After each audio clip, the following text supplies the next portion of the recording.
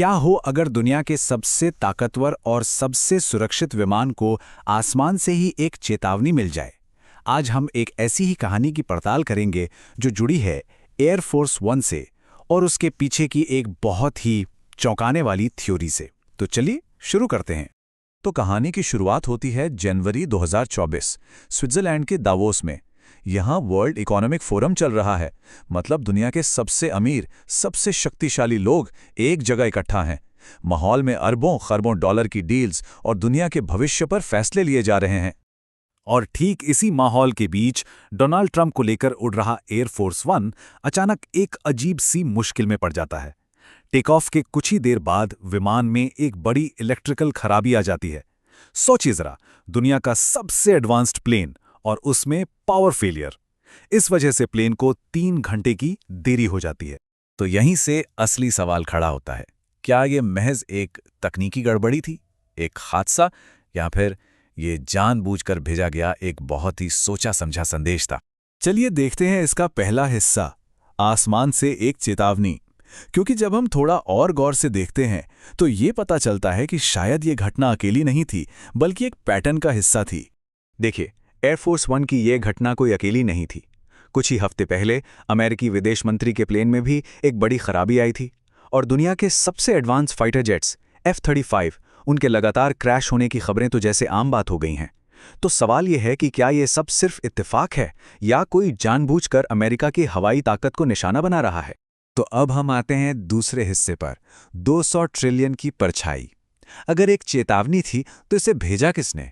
ये थ्योरी एक ऐसे रहस्यमय ग्रुप की तरफ इशारा करती है जो कहते हैं कि पर्दे के पीछे से पूरी दुनिया को कंट्रोल करता है। सवाल तो बनता है ना? आखिर किसके पास इतनी ताकत, इतनी हिम्मत और इतनी टेक्नोलॉजी हो सकती है कि वो अमेरिका के सबसे सुरक्षित विमानों के सिस्टम में घुसकर उन्हें इस तरह कंट्रोल कर सके?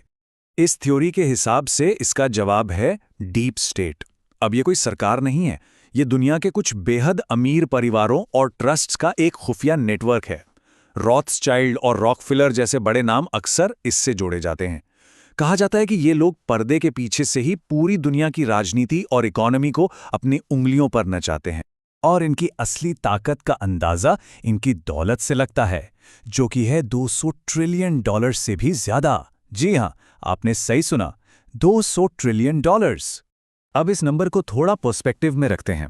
ये रकम इतनी ज्यादा है कि अगर हम अमेरिका और चीन दोनों की कुल जीडीपी को मिला दें तो भी ये उससे कई गुना ज्यादा है। ये एक ऐसी आर्थिक शक्ति है जो सच में देशों को बना और बिगाड़ सकती है। तीसरा हिस्सा, जब ट्रंप ने सीमा लांघी तो सवाल ये उठता है कि ये अदृश्य ताकत आखिर दुनिया के सबसे पावरफुल इंसान अमेरिकी प्रेसिडेंट के पीछे क्यों पड़ गई? थ्योरी के मुताबिक इसकी वजह यह थी कि उन्होंने एक अलिखित नियम तोड़ा था। थ्योरी कहती है कि इसकी वजह थी ट्रंप का अहंकार। उन्हें यह लगने लगा था कि उनका परिवार इन पुरानी ताकतों यानी डीप स्टेट से भी ज्यादा अमीर और शक्तिशाली बन सकता है। वो दुनिया की फाइनेंशियल बागडोर पूरी तरह अपने हाथ में लेना चाहते थे। और यहीं पर उन्होंने वो लकीर लांघ दी जो कभी नहीं लांघनी थी। उन्होंने खुलेआम वेनेजुएला के मादुरों, फ्रांस के मैक्रों और यहां तक कि भारत के मोदी जैसे नेताओं को चुनौती दी। ये डीप स्टेट के लिए एक रेड लाइन क्रॉस करने जैसा था, क्योंकि वो अपने कंट्रोल को चैलेंज करने वाले किसी को भी बर्दाश्त नहीं करते। चौथा हिस्सा, दावोस में भारत का दाव। लेकिन कहानी यहां एक और मोड़ लेती है। इस थ्योरी के मुताबिक इस पूरी चेतावनी के जवाब में एक काउंटर प्लान भी तैयार हो रहा था और इस जवाबी चाल का सेंटर था भारत।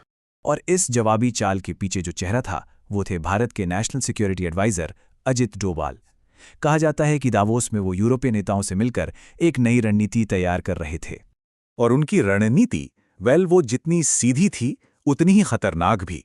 प्लान ये था कि अमेरिका की जो सबसे बड़ी ताकत है, यानी दुनिया भर में उसकी मिलिट्री और इकोनॉमिक मौजूदगी, उसी को उसकी सबसे बड़ी कमजोरी बना दो।